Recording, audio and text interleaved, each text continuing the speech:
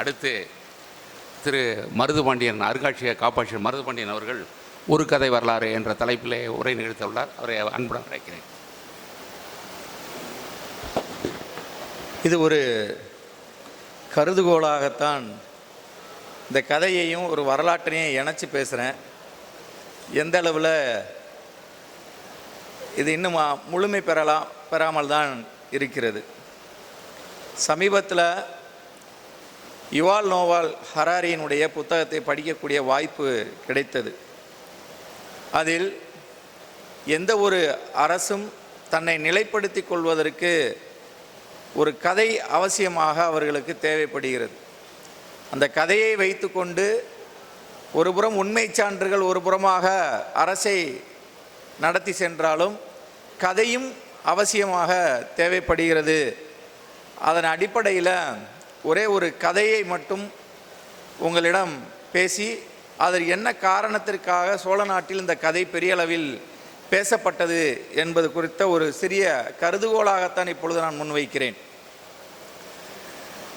திருக்குவளையை பற்றி என்னுடைய மோனோகிராஃப் ஆய்விற்காக உட்படுத்தும் பொழுது சப்தவிடங்க ஸ்தலங்களில் ஒரு தலம் இந்த திருக்குவளை என்ற ஒரு ஊர். அந்த சப்தவிடங்க ஸ்தலங்கள் உருவாகுவதற்கு மிக முக்கிய காரணமாக இருந்தது என்று அங்கு சொல்லப்படக்கூடிய ஒரு கதை, முசுகுந்த சோழனால் உருவாக்கப்பட்டது தான் அந்த கோயில் என்று அங்கு சொல்லப்படக்கூடிய புராண கதைகள். ஆனால் அந்த கதை வரப்படக்கூடிய முசுகுந்தன் என்பவன், அவனை பற்றின செய்திகள் எங்கிருந்து தொடங்குகிறது என்று சான்றுகளை இலக்கிய வழியாகத்தான் பயணிக்க முடிந்ததை தவிர செப்பு பட்டயங்களில் ராஜேந்திர சோழனுடைய கரந்தை மற்றும் திருவாலங்காட்டு செப்பு பட்டயங்களில் அந்த ஜீனியாலஜிகளை புகழ்ச்சி பாடும்பொழுது மட்டும்தான் அந்த முசுகுந்த சோழனை பற்றின பெயர் இடம்பெற்றிருக்கிறதே தவிர அவனுடைய உண்மையான வரலாற்று சான்றாக நமக்கு எதுவுமே இல்லை. ஆனால் முதல் முறையாக இந்த முசுகுந்தன் என்ற பெயர் மணிமேகலையில் இடம்பெற்றிருக்கிறது. காலத்தால் பார்க்கும் பொழுது சிலப்பதிகாரத்திற்கும் மணிமேகலைக்கும் ஒரு சின்ன முரண்பாடுகள் இருக்கிறது. சிலப்பதிகாரம் எழுதி முடித்ததற்கு பிறகு இந்த மணிமேகலை தொகுக்கப்படுகிறது. மணிமேகலையில் கண்ணகி என்ற கதாபாத்திரமே மனசில் வைக்காமல் எழுதப்படக்கூடிய ஒரு இலக்கியமாக பின்னாடி வருது. ஆனால் அந்த இலக்கியத்தில் முசுகுந்தனை பற்றின வரி இடம்பெறுகிறது. ஆனால் பிற்கால கட்டத்தில் உரையாசிரியர்கள் சிலப்பதிகாரத்திற்கு உரை எழுதும் பொழுது அந்த சிலப்பதிகார உரையில் கொண்டு போய் இந்த முசுகுந்த சோழனா பேர் அங்கே சேருது. சேர்த்தும் பொழுது செய்தி என்னவாக மாறுது என்று கேட்டால், சோழ நாட்டில் பூம்புகார் நகரத்தை காப்பாற்றுவதற்காக இந்திரனிடம் இருந்து சதுக்க பூதம் என்ற ஒரு பூதத்தை பெற்றதாகவும், அந்த சதுக்க பூதத்தை பூம்புகார் நகரினுடைய சந்தி என்ற இடத்துல வைத்ததாகவும் சொல்லப்படுகிறது. அந்த இந்திரனிடமிருந்து பெறப்பட்ட அந்த சதுக்க பூதமான கதை என்பது ஏறக்குறைய நமக்கு இலக்கியத்தின் வாயிலாக தெரியுது.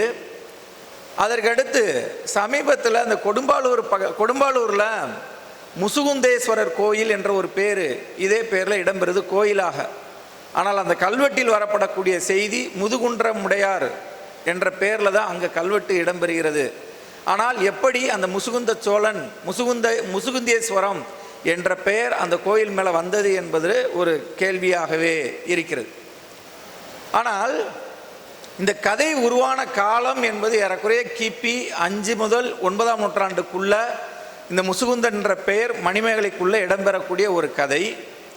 பிற்கால கட்டத்தில் சோழர்கள் உச்ச நிலையில் இருக்கும் பொழுது இந்த கதையை பற்றின பேச்சு இல்லாமலே போயிடுது. ஏறக்குறைய யார்லி சோழா முடிவு பெற்று மிடில் சோழா முடிவு பெறும் பொழுது கீழே சாளுக்கிய வம்சாவளியில் இருந்து வரக்கூடிய முதலாம் குலோத்துங்கனை மீண்டும் அரியணையில் கொண்டு வரும் பொழுது இந்த முசுகுந்தனுடைய கதை மீண்டும் பெரிய அளவில் பாப்புலரைஸ் அடையுது. ஏறக்குறைய ஒரு 200 ஆண்டுகளாக இந்த கதை எங்கே போச்சுன்னு தெரியல. ஆரம்பத்தில் மணிமேகலையில் இடம்பெறுது. அதுக்கடுத்து பார்த்தீங்கன்னா காப்பர் பிளேட்டில் அந்த ஜீனியாலஜிகளை சொல்லும் பொழுது மட்டும்தான் முசுகுந்தனுடைய பெயர் இடம்பெற்றிருக்கிறதே தவிர பிற்கால கட்டத்தில் எந்த கல்வெட்டுகள்லையும் சரி சோழருடைய, அதுவும் குறிப்பாக ராஜராஜ சோழனுடைய காலகட்டத்திலையும் அதற்கு முன்னதாக இருக்கக்கூடிய அரசர்களுடைய காலகட்டத்தில் இந்த கதையை பற்றின செய்திகள் இலக்கியத்தில் எங்கேயுமே பதிவு பெறலை. ஆனால் முதலாம் குலோத்துங்கன் கீழச்சாளுக்கிய வம்சாவளியில் இருந்து இங்கே வந்து அரியணையில் ஏறும் பொழுது இந்த இந்திரனிடம் இருந்து சதுக்கபூதம் பெற்ற கதை வேறு ஒரு வடிவத்தில் மாறி வருகிறது. அதே கதை இந்த முசுகுந்த சோழன் என்பவன் இந்திரனிடம் இருந்து சப்த விடங்க ஸ்தலம், அதாவது விடங்கரை இந்திரனிடமிருந்து பெற்று 7 கோயில்களாக கட்டினான் என்று தாய் கோயிலாக திருவாரூரையும், திருக்காரவாசல், திருவாய்மூர், திருக்குவளை, திருநாகைக்காரணம், திருமறைக்காடு, திருநள்ளாறு ஆகிய கோயிலை எடுப்பித்தான் என்பது அங்கு சொல்லப்படக்கூடிய ஒரு புராண செய்தி. முதலாம் குலோத்துங்கன் அதற்கு பின்னதான வரக்கூடிய காலகட்டத்து இலக்கியங்களில் முசுகுந்தனுடைய பேர் வந்துக்கிட்டே இருக்குது. ஆனால் ஓவியத்தில் அவங்களுடைய காலகட்டத்து ஓவியங்களில் முசுகுந்தனுடைய ஓவியம் வந்ததா என்பதற்கான சான்றுகள் நமக்கு கிடைக்கல. ஏன் இந்த கதை மீண்டும் முதலாம் குலோத்துங்கனுடைய காலகட்டத்தில் சோழ நாட்டிற்குள் கொண்டு வர வேண்டிய அவசியம் இருக்கிறது என்றால், முதலாம் குலோத்துங்கன் தன்னை சோழ நாட்டில் நிலைப்படுத்தி கொள்ள வேண்டும் என்பதற்காக இந்த கதையை ஆல்டர்னேட் வேறு ஒரு வடிவத்தில் இந்த கதையை சோழ நாட்டுக்குள்ளே கொண்டு வந்து சேர்க்க வேண்டிய ஒரு சூழல். காரணம் என்னவென்றால், அவன் கீழச்சாளுக்கிய வம்சாவளியில் இருந்து வர்ற காரணத்தினால அவனை சோழ நாட்டிற்குள் தன்னை நிலைப்படுத்திக் கொள்வதற்கும் மக்கள் ஏற்றுக்கொள்வதற்கும் இந்த கதை அவனுக்கு அவசியமாக தேவைப்படுகிறது என்ற காரணத்தினால இந்த கதையை மீண்டும் திருவாரூரை மையமாக வைத்துக்கொண்டு இந்த கதையை கிளப்பி விடுறாரு. கதை உருவாகிறது. அந்த கதையின் மூலமாக பக்கத்தில் இருக்கக்கூடிய பாண்டிய நாட்டை இணைப்பது, பாண்டிய நாடுகளில் வரக்கூடிய திருவிழா, பாண்டிய நாட்டில் வரக்கூடிய இலக்கியங்களில் இந்த கதை வந்து சேருது. மேலே அதற்கடுத்து பார்த்திங்கன்னா வடக்கு பகுதியில் இருக்கக்கூடிய பகுதியினுடைய கதைகளையும் இந்த முசுகுந்தனுடைய கதை போய் சேருது. அப்போ இந்த கதையை வந்து பல பகுதிகளில் விரிவாக்கம் செய்து சோழர்கள் தன்னுடைய ராஜ்யத்தை நிலைப்படுத்துவதற்கு கதையையும் ஒரு யுக்தியாக பயன்படுத்தியிருக்க வேண்டும் என்பது என்னுடைய கருதுகோளாகத்தான் இருக்கிறது. அதற்கு அடுத்த காலகட்டங்களில் நாயக்கருடைய காலகட்டத்தில் இந்த முசுகுந்த சோழனுக்கு ஓவியங்களாக வரையக்கூடிய மரபு என்பது இருக்கிறது. அந்த மாதிரியான ஓவியங்கள் இன்றைக்கும் திருவாரூர் கோயிலில் இருக்குது. இதனுடைய மெயின் கூற்று நான் என்னவென்று சொல்லவென்றால், தன்னை நிலைப்படுத்தி கொள்வதற்காக அரசுகள் சில நேரங்கள் கதைகளை பயன்படுத்தி கதைகளின் வாயிலாகவும் தன்னை அரசை நிலைப்படுத்துவதற்கு பயன்படுத்துகிறார்கள், பல கதைகளை பயன்படுத்துகிறார்கள் என்பதையும் ஒரு கருதுகோளாகத்தான் வைத்திருக்கிறேன். இந்த ஆய்வு இன்னும் முற்று பெறவில்லை. முற்று பெறும் பட்சத்தில் இதை ஒரு கட்டுரையாக சமர்ப்பிப்பதற்கு முயற்சி செய்கிறேன். நன்றி, வணக்கம். தஞ்சாவூர் பகுதியில் மட்டும் இருக்கா, வேறு பகுதிகளில் வழங்குதா, இல்லை வடநாட்டு வரலாற்றில் இது மாதிரி வேறு ஏதாவது கதைகள் இருக்கா? முசுகுந்தன் இது மாதிரி, அதுபோல் பல ஊர்களில் ஒரே மாதிரியான கதைகள் வழங்கும். அதை வந்து மித்துன்னு சொல்கிறது, மித்து அல்லது இந்த என்ன சொல்கிறது, அது லெஜெண்ட் மட்டும் இல்லை, உருவாக்க கதைங்கிற மாதிரி ஒரு டேமு ரோமிலா தாப்பர் பயன்படுத்துகிறாங்க. எனக்கு டக்குன்னு அது ஞாபகத்தில் வரல. அதாவது ஒரே மாதிரியான சிந்தனைகள், ஒரே மாதிரியான கதைகள் நாடு முழுக்க அல்லது இந்தியா முழுக்க இருக்குது. ஒரு சின்ன உதாரணம் நான் சொல்கிறேன். நம்ம வடநாட்டு கதையில் சந்திரகுப்த மௌரியன் வந்து நாட்டை பிடிக்கணுன்றபோது எல்லா ஊரையும் சுற்றி வருவான். அந்த நாட்டை வெல்ல முடியாமல் அதாவது முதல்ல எடுத்தோடனே படையை எடுத்து கொண்டு போய் நேராக சென்டர் ஆஃப் தி ஸ்டேட்டில் போய் அட்டாக் பண்ணுவான். அதனால் ஜெயிக்க முடியாது, தோற்று போவான்.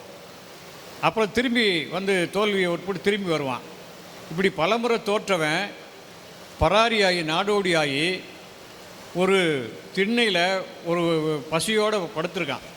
அப்போ ஒரு தாய் வயதான மூதாட்டி வந்து, என்னப்பா இப்படி படுத்திருக்க, உனக்கு என்ன வேணும்னு கேட்குறாங்க.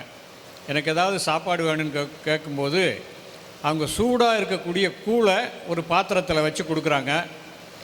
அவர் என்ன பண்ணுறாரு, அவசரத்தில் பாத்திரத்தை அந்த பசி கொடுமையில் நடுவில் அள்ளி சாப்பிட்றாரு. உடனே சுட்டுருது, கையை உதறாரு. அப்போ அந்த கிழவி சொல்கிறா, என்னப்பா முட்டாள் மாதிரி இருக்க, சந்திரகுப்த மௌரிய மாதிரி இருக்க, கூழை எப்படி சாப்பிட்றது, ஓரமாக கொஞ்சம் கொஞ்சமாக எடுத்து சாப்பிட்ணும்.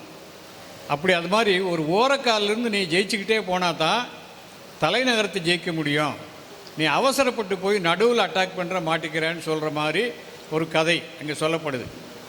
அதே கதை தமிழ்நாட்டில் இருக்குது. இங்கே நம்ம புதுக்கோட்டை மாவட்டத்தில் இந்த 16-17ஆம் நூற்றாண்டில் வரக்கூடிய பல செப்பேடுகள் இங்கே மதுரை நத்தம் பகுதியில் வலையர் சமூகத்தைச் சேர்ந்தவர்கள் கையில் அந்த செப்பேடுகள் இருக்குது. அதில் பல செப்பேடுகளில் இதே மாதிரி ஒரு ஒரு ஒரு போராட்ட கதை, ஒரு சிற்றரசர்களுக்குள்ளே சண்டை நடந்துகிட்ருக்கு, விரட்டிட்டு ஓடுறாங்க. அதில் தோல்வி ஏற்றவன் வந்து இதே மாதிரி ஒரு திண்ணையில் படுத்திருக்காரு. உள்ளே உலை கொதிச்சுக்கிட்டு இருக்கு, சோறு வந்துக்கிட்டு இருக்கு. ஒரு அம்மா வெளியே வந்து என்னப்பான்னு கேட்குறேன், எனக்கு பசிக்குது எதாவது கொடுங்க அப்படிங்கிறாங்க. அப்போ உடனே அவர் தட்டில் கூழை கொண்டு வந்து ஊற்றுறாங்கன்னு அவர் அதே மாதிரி சாப்பிட்றாரு. அப்போ அந்த அரசன், என்ன வீரசேகரன் நினைக்கிறேன், அந்த அரசன் பேரை சொல்லி இப்படி முட்டாள் அரசன் மாதிரி இருக்கியே அப்படின்னு சொல்கிறாங்க. இப்படி சொல்லக்கூடாது, ஓரமாக இருந்து சாப்பிட்டு பழகுன்னு சொல்லி. இது மாதிரி பல கதைகள் இந்த வரலாற்றில். இப்போ நாய் விரட்டிக்கிட்டு ஓடுற இடத்துல கோட்டை கட்டினான்னு பாஞ்சாலங்குறிச்சியில் ஒரு கதை இருக்குது. அதே மாதிரி 2 பேர் விரட்டிக்கிட்டு போகும்போது ஒரு ஆற்றை கடக்கும்போது ஒரு குறிப்பிட்ட மக்களுக்கு ஒரு மரம் வளைஞ்சி பாலமாக்கிச்சு, இவங்க ஏறி தாண்டி போன பிறகு மரம் நிமிந்துருச்சு அப்படின்னு ஒரு கதை தமிழ்நாட்டில் பல தென் மாவட்டங்கள் இருக்குது. இந்த முயலை விரட்டிட்டு போடுற நாயை முயல் திரும்பி பார்க்குறதும், இந்த மரம் வளைஞ்சி இடம் கொடுக்குறதும், இந்த மாதிரியான கதைகள் தென் தமிழகத்தில் அதிகமாக இருக்குது. அது பிற்கால வரலாற்றுலையும் செப்பேட்லேயும் இடம்பெற்றிருக்கு. இந்த பின்னணியில் பார்வையில் உங்கள் முசுகுந்தன் கதை இதை விட காலத்தால் முற்பட்டது. அது பிராணிகளின் கட்டுக்கதை. அது நீங்கள் சொன்ன மாதிரி தங்களை நிலைநிறுத்திக் கொள்வதற்காக பிராமணியம் செய்த ஒரு கதை என்பது என்னுடைய கருத்து. நன்றி.